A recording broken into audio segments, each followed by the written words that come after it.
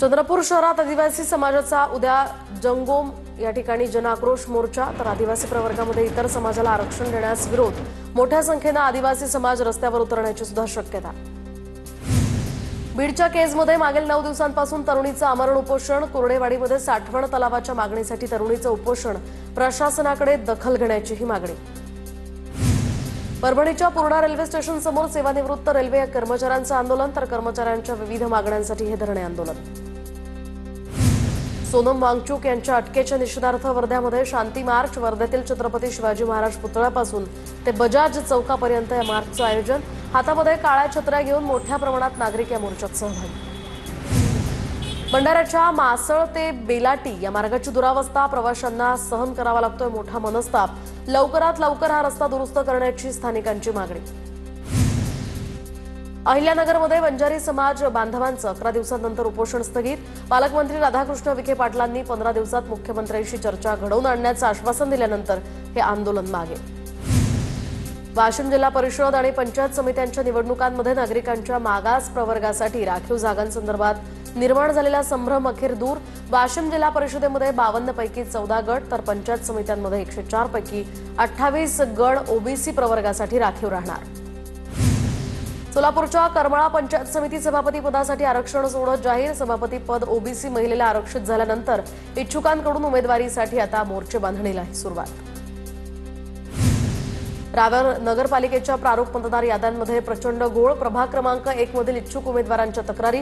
प्रत्येक प्रभागामध्ये जवळपास 200हून अधिक नावं वेगवेगळ्या प्रभागामध्ये गेल्यानं मतदारांमध्ये संभ्रम। बुलढाणा जिल्हा परिषदेमध्ये ओबीसींना 27% जागा मिळणार। निवडणूक आयोगाच्या आदेशानं राखीव जागांचा संभ्रम दूर। 61 पैकी 16 गट राखीव होणार। जळगावच्या भुसावळमध्ये शेळगाव बॅरेजचा जलसाठा 70कडे। भुसावळ यावळ या तालुक्यासह इतर गावांना सिंचनासाठी लाभ होणार। शेतकऱ्यांमध्ये यामुळे समाधानाचं वातावरण।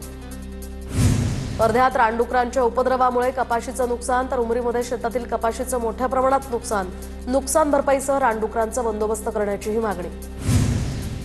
चाळीसगाव तालुक्यातील 75,000 शेतकऱ्यांना अतिवृष्टीचा मोठा फटका। 56,781 हेक्टरवरील पिकांना हा अतिवृष्टीचा तडाखा। दिवाळीच्या तोंडावर तालुक्यातील शेतकरी शासकीय मदतीच्या प्रतीक्षेतच। जळगावच्या चाळीसगाव शहरातील जहागीरदार वाडीला आता जोडणाऱ्या डोंगरी नदीवरील पुलाचा भराव वाहून गेल्यामुळे नागरिकांची गैरसोय। 3 वर्षांपूर्वीच गोंदिया जिल्ह्यात धान पिकावर आता कीड रोगाचा प्रादुर्भाव। काढणीच्या तोंडावर धानाचं नुकसान। पावसानंतर आता कीड रोगांनी पीक उद्ध्वस्त। शेतकरी मोठ्या आर्थिक संकटात। वाशिम कृषी उत्पन्न बाजार समित्यांमध्ये अपेक्षित दर न मिळाल्यामुळे नव्या सोयाबीनची पुन्हा एकदा आवक घटली। उत्पादन खर्चही निघत नसल्यामुळे शेतकरी वर्ग चिंतेत। नव्या सोयाबीनची आवक आणखी कमी होण्याची यामुळे शक्यता। अतिवृष्टीनं उद्ध्वस्त झालेली पिकं वाचवण्यासाठी शेतकऱ्यांची धडपड। तर आता जालन्याच्या बदनापूर तालुक्यामध्ये सोयाबीन काढणीला वेग। अतिवृष्टीच्या तडाख्यात काही प्रमाणात वाचलेली पिकं काढण्यासाठी शेतकऱ्यांची घाई सुरू। जळगावच्या चाळीसगाव शहरातील जहागीरदार वाडीला जोडणाऱ्या डोंगरी नदीवरील पुलाचा भराव वाहून गेलाय। त्यामुळे नागरिकांची गैरसोय। 3 वर्षांपूर्वीच या पुलाचं काम करण्यात आलं होतं। पुलाच्या दोन्ही बाजूचा हा भराव आता वाहून गेलाय। यंदा साताऱ्याला 2024 ते 25च्या 38व्या राष्ट्रीय हिंद केसरी कुस्ती स्पर्धेचा मान।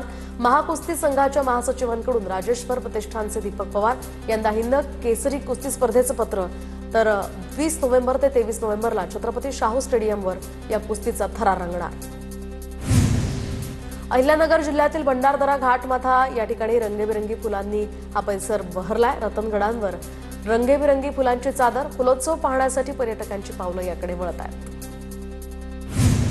धुळ्यातील कुंभार खुटावर या कुंभार बांधवांकडून लक्ष्मी मातेच्या मूर्तींवर अखेरचा हात फिरवण्याचं काम सुरू। रंग आणि पीओपी सजावटीच्या वस्तूंमध्ये वाढ झाल्यानं यंदा मूर्तीच्या भावात 10% वाढ होणार। तुळजाभवानी मंदिर दर्शनासाठी 22 तास आता खुलं राहणार। 14 ऑक्टोबर ते 31 जानेवारी दरम्यान हा निर्णय लागू। तर दिवाळी आणि नाताळच्या सुट्ट्यांमध्ये भाविकांची संभाव्य गर्दी लक्षात घेता मंदिर संस्थांचा निर्णय। दिवाळी आणि नाताळच्या सुट्ट्यांमुळे गर्दीच्या दिवशी तुळजाभवानी मंदिर पहाटे 1 वाजता खुलं होणार। 14 ते 31 ऑक्टोबर दरम्यान मंगळवार, शुक्रवार आणि रविवारी पहाटे 1 वाजता चरण तीर्थ दर्शन यामुळे घेता येणार। भोरमधील कर्नावड जिल्हा परिषद शाळेमध्ये विद्यार्थ्यांसाठी आकाशकंदील आणि पणत्या बनवण्यासाठी कार्यशाळेचं आयोजन। ध्रुव प्रतिष्ठानच्या वतीनं दिवाळीचं औचित्य साधून कार्यशाळेचं आयोजन।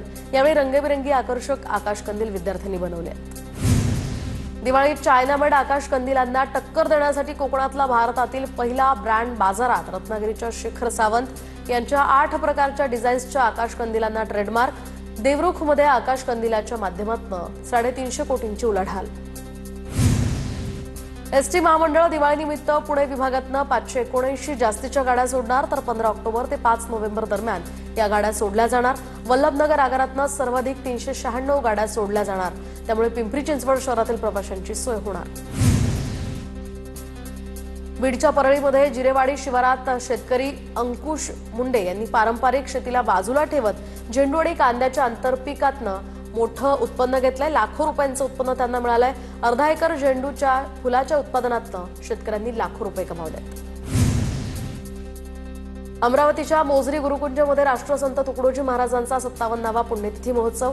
लाखो भाविकांनी यावेळी श्रद्धांजली वाहिली आहे। नंदुरबार जिल्ह्यातील 63 शासकीय आणि अनुदानित आश्रमशाळेमध्ये पटसंख्येसंदर्भात सर्वेक्षण होणार। शाळेत कमी पटसंख्या वाढवून दाखवल्याच्या आरोपांनंतर हे सर्वेक्षण होणार।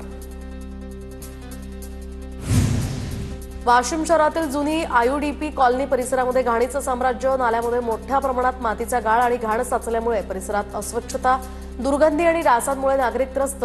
नागरिकांच्या तक्रारीनंतर पालिकेकडून आता स्वच्छता मोहीम।